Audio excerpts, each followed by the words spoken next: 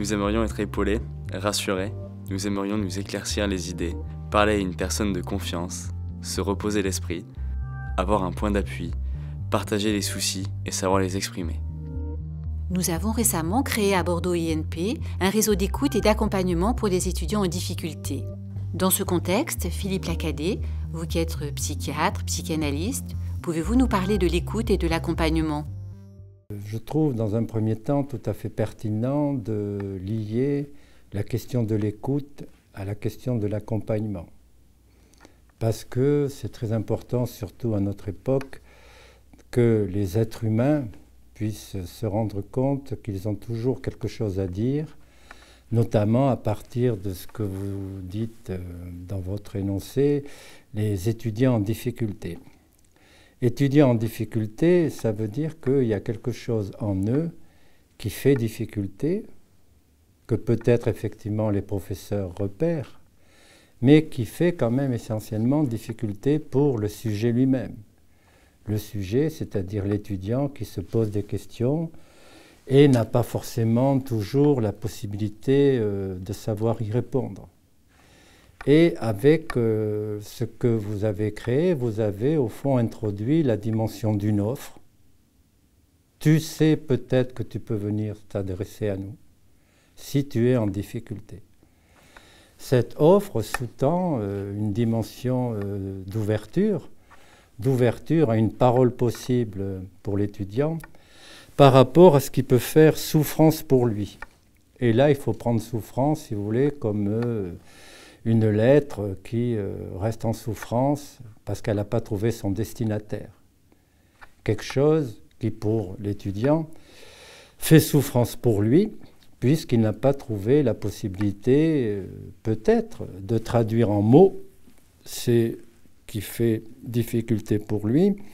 Et traduire en mots, à notre époque, comme tout le monde est très sensible aux émotions, aux affects, il faut savoir que pour certains sujets, trop d'émotions ou trop d'affects, qu'ils n'arrivent pas à traduire en mots, peut faire effectivement dans leur corps et dans leur pensée une zone de souffrance qui nécessite effectivement qu'ils puissent trouver un lieu, un simple lieu d'adresse, pour justement adresser ce qui est en souffrance en eux.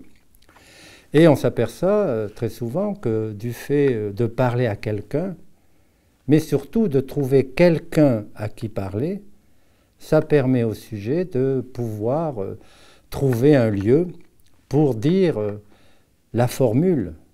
Et là, on ne peut prendre appui que sur le poète, Arthur Rimbaud, qui à la fin de sa poésie Vagabond disait très bien « Moi, pressé de trouver le lieu et la formule ». Le moi pressé, ça veut dire que pour certains sujets, ils ont quelque chose en eux qui les presse. Ce n'est pas forcément le pressé de vouloir faire tout de suite, mais quelque chose qui les presse, c'est-à-dire qui fait une pression, une souffrance, un poids opaque sur leur poitrine, qu'on appelle, nous psychanalystes, l'angoisse. Et cette angoisse, si elle n'est pas traduite, c'est ça qui peut faire difficulté et qui peut faire symptôme pour eux. Et au fond, dans votre énoncé, écoute et accompagnement, vous vous situez plutôt du côté de la personne qui va savoir accompagner la part de l'étudiant qui vient lui parler et qui est en souffrance.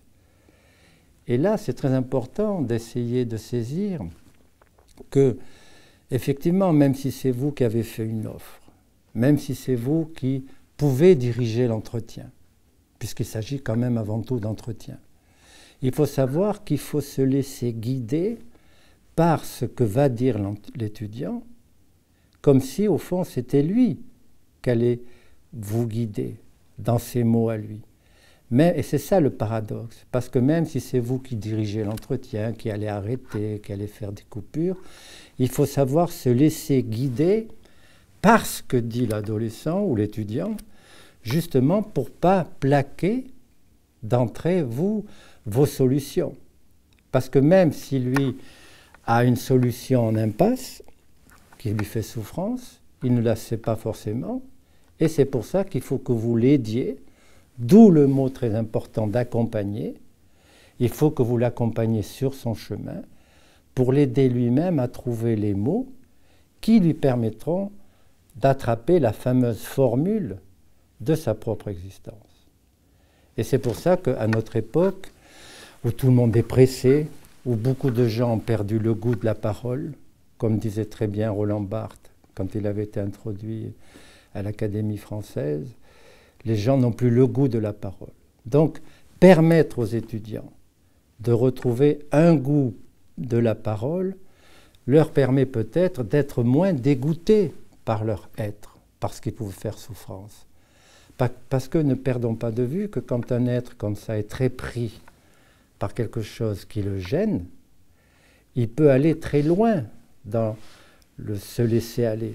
Ça peut aller même pour certains jusqu'à avoir des idées noires, des idées de suicide, des idées où quelquefois, n'ayant pas trouvé quelqu'un à qui adresser ses idées pour arriver à s'en séparer, eh bien il peut trouver la solution que s'en séparer et de se séparer lui-même de sa propre existence. Alors qu'il s'agirait peut-être de se séparer des idées qui lui font souffrance et qui le mettent en difficulté et qui peuvent faire apparaître des troubles du comportement ou des symptômes. En disant « écoute et accompagner », vous laissez entendre justement le mot « entendre », parce qu'il ne s'agit pas forcément que d'écouter. Il s'agit aussi, au-delà de l'écoute des mots qu'il va dire, de savoir entendre ce dans quoi il est pris, à l'insu de son plein gré, comme disait le coureur cycliste Richard Virenque. Et donc, si, dans ce dans quoi il est pris à l'insu, et qui lui rend la vie insupportable, si vous l'accompagnez, vous permettez au fond d'avoir une fonction un peu de portable. Bien sûr, en ce moment, tout le monde est branché sur son téléphone portable. Et dès que ça ne va pas, on y va. Mais d'avoir trouvé quelqu'un qui s'offre comme accompagnement et qui permet d'être un point d'appui, ça c'est très important. Être un point d'appui où là, plutôt que d'envoyer un SMS désespéré à quelqu'un, je décide de traduire en mots ce qui me fait souffrance. Maintenant, effectivement, tout le monde envoie des émoticônes. Alors qu'en fait, il s'agit de pouvoir dire ses émotions. Et en disant ses émotions ou ses sensations, inédites et immédiates, comme disait le poète Arthur Rimbaud, eh bien, le sujet peut trouver sa formule. Alors, pour ceux qui écoutent, il faut savoir qu'ils ont la responsabilité de savoir entendre. Entendre des choses qui parfois sont peut-être difficiles à entendre.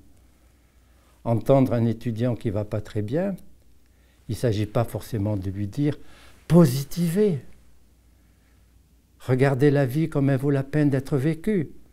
Non, il faut savoir entendre la souffrance, c'est-à-dire que pour beaucoup d'étudiants, certains, ils ont un sentiment de haine un peu d'eux-mêmes, de soi, et ils ont besoin, ou de haine des autres. La haine, c'est un sentiment le plus lucide chez l'être humain. Donc, trouver quelqu'un qui m'écoute et qui sait entendre la part de difficultés que j'ai et qui prend la décision, parce que c'est une décision que vous prendrez en les entendant, de savoir les accompagner un peu plus, ça permettra à l'étudiant de venir vous parler, de venir au fond vous reparler. Alors bien sûr, vous ne pouvez pas prendre la place de psychologue ou de psychanalyste. Par contre, vous pouvez les aider à nommer une partie de ce qui fait symptôme pour eux. Vous n'êtes pas là pour vous occuper des symptômes des adolescents, mais vous êtes là dans une sorte de premier entretien pour l'aider à... Tu vois là peut-être que cette difficulté dont tu te plains, mais aussi peut-être que à ton insu tu y tiens, peut-être que ça, si tu veux, maintenant que tu l'as nommé avec moi, parce que j'ai su t'entendre, peut-être que ça, tu peux aller en parler à quelqu'un qui, à ce moment-là, lui, est le spécialiste. Alors, en France, maintenant, il y a beaucoup de réseaux où, effectivement, on peut trouver des lieux d'adresse, parce qu'effectivement, on s'est aperçu que beaucoup de jeunes était en souffrance. Ça ne veut pas dire que tous les étudiants aillent mal, quoique. Il y a quand même pour tout être humain, comme disait le maire de Bordeaux, Michel de Montaigne, face aux difficultés à trouver son assiette subjective, tout être humain se pose des questions sur le sexe et la mort. C'est ainsi. Et là, il n'y a pas forcément de réponse de l'autre. Vous pourrez ouvrir tous les dictionnaires. Aucun dictionnaire vous dira comment vous comporter avec cette jeune étudiante que vous avez aperçue dans le couloir et que tout d'un coup, vous sentez une émotion pour elle. Comme vous n'arrivez pas à lui parler parce que vous êtes un peu timide, vous êtes inhibé, donc ça vous fait une souffrance.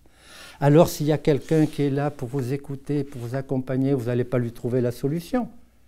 Mais vous allez l'aider à pouvoir mieux dire ce à quoi il a affaire.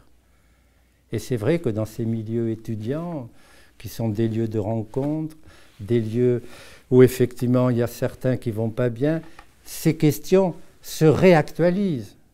D'autant plus que très souvent, il y a des professeurs qui sont charmants, sur lesquels on fait des transferts, et peut-être qu'on a plus envie d'aller lui parler, parce que c'est ainsi. Très souvent, les professeurs sont les substituts parentaux, et que sur un professeur, un étudiant peut effectivement avoir envie de lui confier quelque chose. D'où l'importance d'avoir eu dans l'idée de créer un lieu d'accueil à l'intérieur de l'univers, enfin de votre établissement, pour là, effectivement, l'adolescent ou le jeune étudiant puisse pouvoir dire quelque chose. Et vous savez, on peut terminer sur cette belle phrase d'Arthur Rimbaud. « J'ai dû voyager pour distraire les enchantements assemblés sur mon cerveau. » Ça, c'était du temps de Rimbaud. Aujourd'hui, peut-être qu'un étudiant qui est pris parce qu'il lui prend la tête, ce n'est pas forcément un enchantement. Ça, c'est le poète. C'est plutôt quelque chose qui lui embrouille la tête, une idée.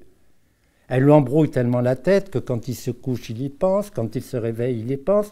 Et du coup, il n'est pas disponible pour recevoir le savoir de sa charmante professeure ou de son charmant professeur, parce que sa tête est prise par autre chose. Alors on peut très bien dire, tiens, il est en difficulté et tout ça.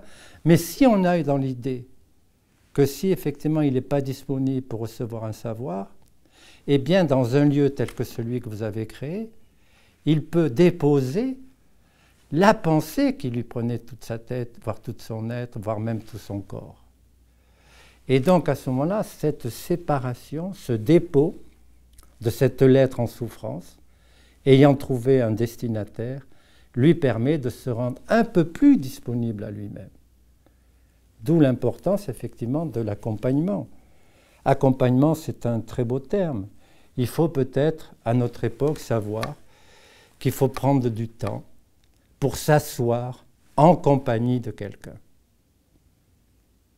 Et quand on s'assoit en compagnie de quelqu'un, on l'écoute. On écoute ce qu'il dit, dans cette adresse de ces mots à l'autre.